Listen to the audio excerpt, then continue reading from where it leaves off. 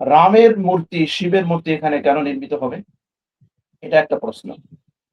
বাংলাদেশের মেজরিটি হিন্দুরা তারা এই সকল দেবদেবীর পূজা করে, দুর্গার পূজা করে, সরস্বতীর পূজা করে, কালীর পূজা করে, কার্তিকের পূজা করে, আবার আরো যত দেবতা আছে। রামের পূজা হয়, রামের উপাসনা হয়, এটা বাংলাদেশে নাই বললে চলে বা মুষ্টিমেয় কিছু। এটা হলো ভারত থেকে আমদানি। তাহলে বোঝা গেল যে বাংলাদেশের মেজরিটি হিন্দু যারা আছে তাদেরকে ইনসাল্ট করে, তাদেরকে অপমান করে, তাদের চাওয়া পাওয়া, তাদের মতামতকে উপেক্ষা করে ভারত থেকে আমদানি করে বা ভারতের কিছু অঙ্গরাজ্যে যেই দেবতা বা যার পূজা করা হয় তাকে এনে গাইবান্ধা এস্টাবলিশ করা, এটা ভালো উদ্দেশ্য নয়, বরং ডাল। দুটো প্রশ্ন, একটা একটা হচ্ছে যে ফজলুর রহমান বিএনপির এমপি কিশোরগঞ্জের, তিনি সম্প্রতি সংসদে এই মূর্তিকে কেন্দ্র করে আবার নতুন বিতর্ক তিনি উস্কে দিয়েছেন। তো যদি আমরা ফজলুর রহমানের একটু ব্যাকগ্রাউন্ড দেখি, যে আদর্শহীন মানুষ, যাদের কোনো আদর্শ নেই, যাদের জীবনে কোনো স্ট্যান্ডার্ড নেই, যদি আপনি তার ব্যাকগ্রাউন্ড দেখেন তাহলে দেখবেন 1981 সালে তিনি ছিলেন আওয়ামী লীগ। 1996 সালে তিনি স্বতন্ত্র প্রার্থী। 1996-তে স্বতন্ত্র প্রার্থী। 2001 সালে তিনি কৃষক শ্রমিক জনতা লীগ। 2008 সালে তিনি বিএনপি। তাহলে এই হলো তার আদর্শ। তার মানে হচ্ছে সমাজের কিছু মানুষ থাকে সুযোগ সন্ধানী। তারা যেখানে সুযোগ পাবে সেখানে গিয়েই তারা মাথা গোঁজার ঠাঁই খুঁজবে। যদি কোনো ব্যক্তি এর কোনো এক্সাম্পল দেখতে চায়, দৃষ্টান্ত দেখতে চায়, সেজন্য ফজলুর রহমান সাহেবকে দেখে। কিভাবে নিজের স্বার্থ সিদ্ধির জন্য, স্বার্থ হাসিলের জন্য, নিজের আদর্শকে জলাঞ্জলি দিয়ে নমিনেশন প্রাপ্তির জন্য বা ক্ষমতার স্বাদ গ্রহণের জন্য কিভাবে পল্টিবাজি করতে হয় সেটা ফজলুর রহমানকে দেখলেই বোঝা যাবে। তার ব্যাকগ্রাউন্ড চেক করলে বোঝা যাবে। মূর্তি প্রসঙ্গে একটু পরে আসি। কোরআনে কারীম, আল্লাহ সুবহানাহু ওয়া তাআলা কোরআনে কারীমের মধ্যে মানুষের চেহারা, মানুষের আসল চেহারাকে উন্মোচিত করেছেন। কিছু মানুষ তারা দাবি করবে যে তারা মুসলিম, তারা মোমেন, কিন্তু তাদের আসল চেহারাটা কি, এটা কোরআনে কারীমের মধ্যে আল্লাহ সুবহানাহু ওয়া তাআলা চমৎকারভাবে তুলে ধরেছেন। মহাগ্রন্থ আল কোরআনুল কারীমের সূরা জুমারের 45 নম্বর আয়াতে কারিমার মধ্যে আল্লাহ চমৎকার একটি এক্সাম্পল দিয়েছেন। ওয়াইদা যুকিরাল্লাহু ওয়াহদাহু ইশমাআজ্জাত কুলুবুল লাযীনা লা ইউমিনুনা বিল আখিরাহ ওয়াইদা যুকিরাল্লাযীনা মিন দুনিহি ইযা হুম ইস্তাবশিরুন। যখন তাদেরকে এক আল্লাহর কথা স্মরণ করিয়ে দেওয়া হয়, যারা পরকালে বিশ্বাস করে না তাদের অন্তরটা সংকুচিত হয়ে যায়।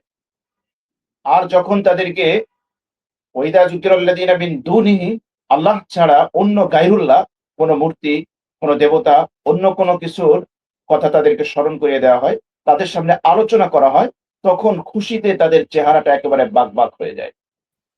মুসলিম পরিবারে শুধু জন্মগ্রহণ করলেই মুসলিম হওয়া যায় না। শুধুমাত্র একটা ইসলামী নাম ধারণ করলেই তাকে মুমিন বলা যায় না। এটা কোনো সুযোগ নেই। আল্লাহ সুবহানাহু ওয়া তাআলা এই সকল মানুষদের চেহারাগুলো, তাদের মুখোশগুলো আল্লাহ সুবহানাহু ওয়া তাআলা উন্মোচন করে দিয়েছেন। যদিও তারা দাবি করে মুসলিম, যদিও তারা দাবি করে মুমিন, যদিও তাদের নাম মুসলিম, কিন্তু আল্লাহ বলছেন, এটা আমার কথা নয়, সূরা জুমারের 45 নম্বর আয়াতে কারিমার মধ্যে আল্লাহ বলছেন, যারা তাওহীদের কথা শুনলে, একত্ববাদের কথা শুনলে যাদের ভ্রু কুঞ্চিত হয়, চেহারা সংকুচিত হয়, অন্তরটা বিগড়ে যায়, তারা লা ইউমিনুনা বিল আখিরাহ, মূলত তারা আখিরাতে বিশ্বাস করে না। আখিরাতে কোনো বিশ্বাসী মানুষ এমন করতে পারে না। সুতরাং যেই মানুষগুলো স্বার্থ সিদ্ধির জন্য বা কারো অনুকম্পা লাভের জন্য, কারো দৃষ্টি আকর্ষণের জন্য আদর্শহীন মানুষগুলো যে কোনো মুহূর্তে তার আদর্শ বিসর্জন দিয়ে যে কোনো আহ মানুষের যে কোনো পলিসি বা যে কোনো কিছু সে গ্রহণ করতে পারে, এতে অবাক হওয়ার কিছু নেই। আমরা এই ফজলুর রহমান কিশোরগঞ্জের বিএনপির যিনি এমপি, আমরা এর বেশি কিছু তাকে মনে করি না।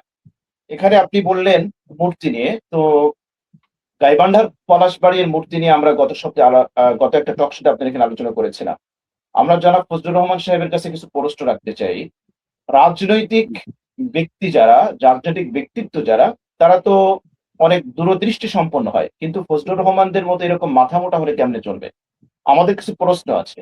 নাম্বার ওয়ান, বাংলাদেশে আমাদের হিন্দু ধর্মাবলম্বী যারা আছেন, যারা সনাতনী আছেন, তাদের যেই দেবতা বা দেবী আছে, তারা দুর্গার পূজা করে, কালীর পূজা করে, সরস্বতীর পূজা করে, কার্তিকের পূজা করে।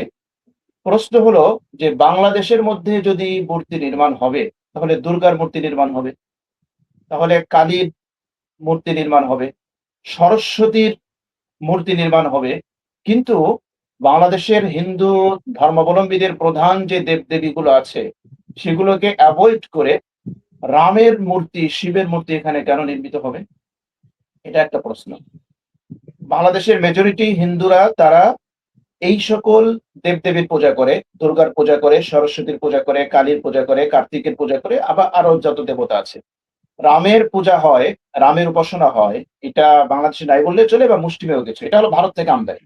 তাহলে বোঝা গেল যে বাংলাদেশের মেজরিটি হিন্দু যারা আছে তাদেরকে ইনসাল্ট করে, তাদেরকে অপমান করে, তাদের চাওয়া পাওয়া, তাদের মতামতকে উপেক্ষা করে ভারত থেকে আমদানি করে বা ভারতের কিছু অঙ্গরাজ্যে যেই দেবতা বা যার পূজা করা হয় তাকে এনে গাইবান্ধা এস্টাবলিশ করা, এটা ভালো উদ্দেশ্য নয়, বরং ডাল মে কুচ কালা হয়, বুঝতে হবে যে উদ্দেশ্য খারাপ। 2 নম্বর, হিন্দু শাস্ত্র অনুযায়ী মূর্তি নির্মাণ হয় মন্দিরের ভিতরে, খোলা জায়গায় মূর্তি নির্মাণ হয় হিন্দু শাস্ত্রের বিধান এরকম আছে, এটা আমার জানা নেই। আমি যতদূর খুঁজেছি কিঞ্চিত 2-1 জায়গা থাকতে পারে, কিন্তু হিন্দু শাস্ত্র অনুযায়ী মূর্তি এমন জায়গা নির্মাণ হবে যেখানে তার উপরে কোনো আচ্ছাদন থাকবে, এরকম কিছু একটা থাকবে। কিন্তু পলাশবাড়ি এত বিশাল আকৃতির মূর্তি নির্মাণ হচ্ছে কোন উদ্দেশ্যে, কোন লক্ষ্যে? আমাদের ডক্টর হাসানুজ্জামান সাহেব উনি এক্সপ্লেন কিছু করেছেন, এগুলো আমি রিপিট করছি না, যে এগুলো ভালো উদ্দেশ্য হতে পারে না।